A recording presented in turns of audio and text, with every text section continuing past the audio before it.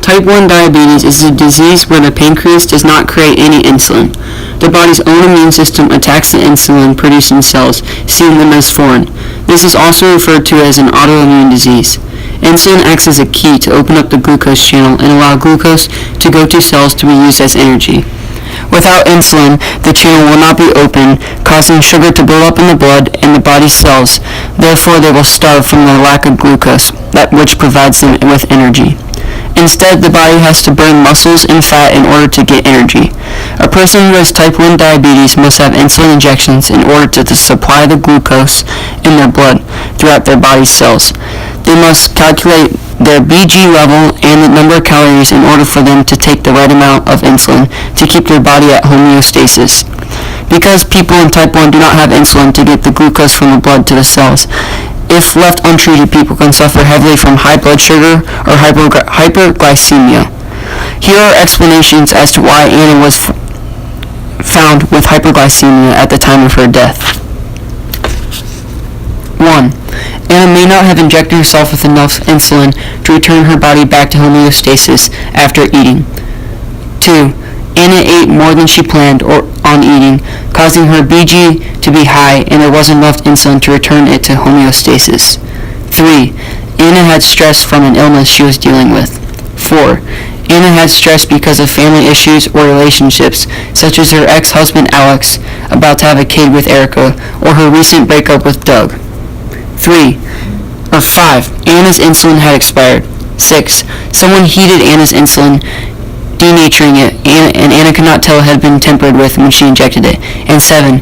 Anna's fridge had broken, and when she went to go take an injection, it had turned back on, and she had not realized that it had turned off.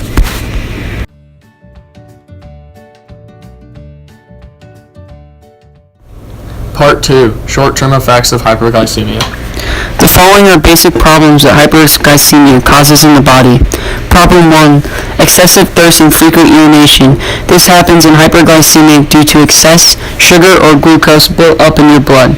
Your kidneys have to work extra hard to filter and absorb the excess sugar, and the sugar it can't absorb is excreted into urine along with fluid from your tissues.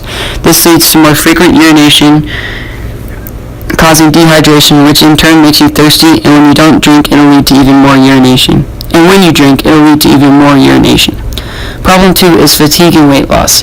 This happens because the glucose in your bloodstream cannot effectively get into your body's cells in order to give them energy. Problem 3 is blurred vision.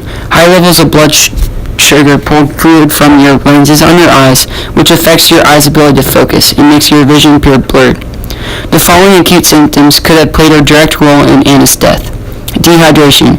Anna's hyperglycemic state could have left her so severely dehydrated that she became dizzy, confused, and fatigued to the point where it affected her judgment and caused her to fall down the stairs and hit her head against the table, which killed her. Symptom 2. Anna could have been in such a severe hyperglycemic state that her vision was appearing blurry, which caused her to fall down the stairs and hit her head against the table, which killed her. Symptom 3. Anna could have been so hyperglycemic that she was very fatigued. She was so tired and weak that she fell down the stairs and hit her head against the table, killing her. If the autopsy report comes back showing no sign of diseases or cancer, this is our default, strengthening our reason to believe Anna's death may have been an accident. Part 3. Hyperglycemic comas. What leads to a hyperglycemic coma? In a hyperglycemic coma, the blood sugar either goes really high, hyperglycemic, or really low, hypoglycemic. Symptoms of this include increased thirst, frequent urination, fatigue, nausea and vomiting, shortness of breath, stomach pain, and a very dry mouth. Some evidence to suggest that this could have killed Anna Garcia was her very high blood sugar or the fact that she was sick prior to her death, which is very common in a hypoglycemic coma.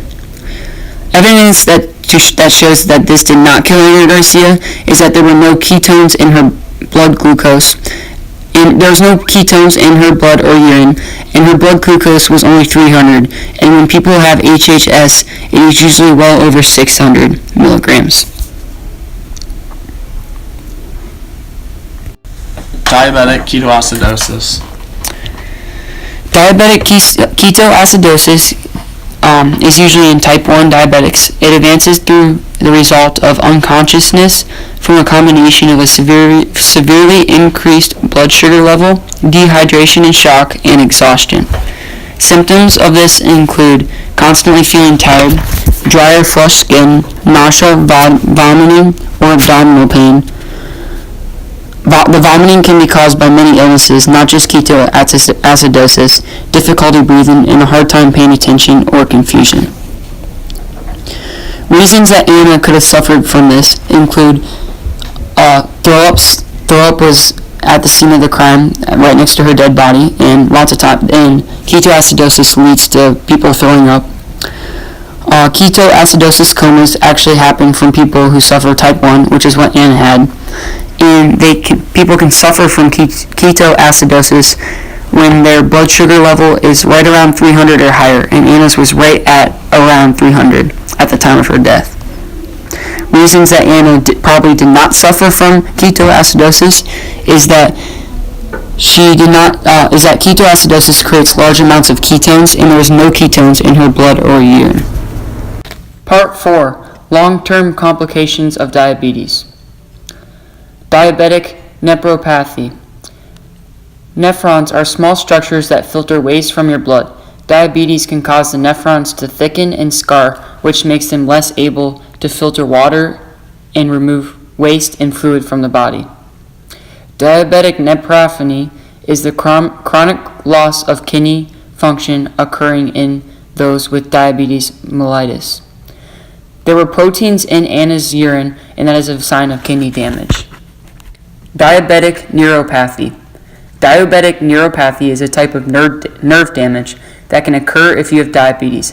High blood sugar or glucose can injure nerve fibers throughout your body, but diabetic neuropathy most often damages nerves in your legs and feet. In Anna's external exam, there was swelling in the right calf, which could mean she might have had diabetic neuropathy. Atherosclerosis. Arteriosclerosis occurs when the blood vessels that carry oxygen and nutrients from your heart to the rest of your body, or your arteries, become thick and stiff, sometimes restricting blood flow to your organs and tissues. Atherosclerosis refers to the buildup of fats, cholesterol, and other substances in and on your artery walls. This is called plaque, which can restrict blood flow. If the plaque bursts, it could cause a blood clot and restrict blood flow. The toxicology report shows that Anna's cholesterol levels are very high, putting her at a high risk for atherosclerosis, and being overweight also greatly increases her chances for having atherosclerosis. Diabetic retinopathy. It is a complication that stems from the damage that diabetes does to the blood vessels that line the retina. This complication is directly caused by the amount of sugar in your blood, specifically when you have high blood sugar. The blockage caused the retina to become malnourished because it isn't getting enough blood. Because Anna had high blood sugar, she was at risk for diabetic retinopathy. In conclusion to our project, here are 3 different ways that Anna Garcia could have died. Natural death. Anna simply forgot to take her insulin, or she took too little, or just ate too much or more than she expected. And this left her in a hyperglycemic state, which got worse and worse because she didn't treat it, and she had no one to check on her and know that she was hyperglycemic. And this led to more and more complications, making her possibly slip into a coma and eventually led to her death. Accidental death. Anna Garcia was hyperglycemic, causing her to be fatigued, dizzy, and her vision was blurred, causing her to fall off the stairs and hit her head on the table, which killed her. And homicide. Someone heated up Anna's insulin, which denatured it, causing her to go hyperglycemic. And again, which relates back to the natural death, she didn't have anyone to check on her, and she did not know that she was hyperglycemic, and eventually just got worse and worse. Could have possibly led to her slipping into a coma and getting more and more complicated, eventually leading to her death. Thank you for watching.